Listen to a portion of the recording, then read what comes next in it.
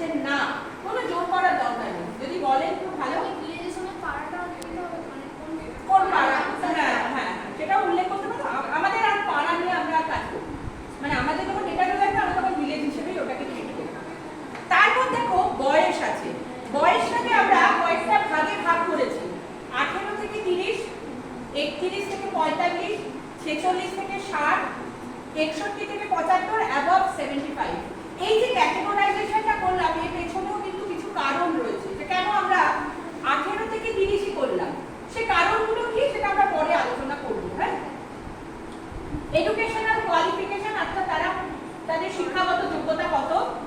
Illiterate, একদম যারা পড়াশোনা জানে না, মানে ক্লাস 1 থেকে 4, 4 থেকে 10, 10 থেকে 12, আন্ডার গ্রাজুয়েট থেকে ইউজি লিখেছি, পিজি অ্যান্ড অ্যাবভ সেটাকে আলাদা। যদি ধরো কেউ বলে বিএড, বিএড মানেও কিন্তু আন্ডার গ্রাজুয়েটই হবে।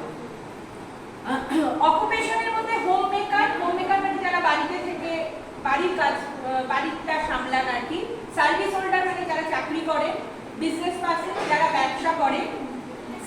স্মল এন্টারপ্রাইজ, অনেকে দেখবে সেলফ হেল্প গ্রুপের সঙ্গে যুক্ত, তারা ব্যবসা করে ছোট ছোট ছোট আকারে।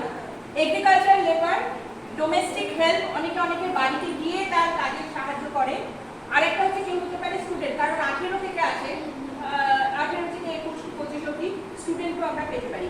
এবার তোমাদের হতে পারে এরকম কিছু হলো যে এখানে নেই কিন্তু তুমি পাচ্ছ, সেটাকে একটুখানি তোমরা নোট রাখবে যে আমরা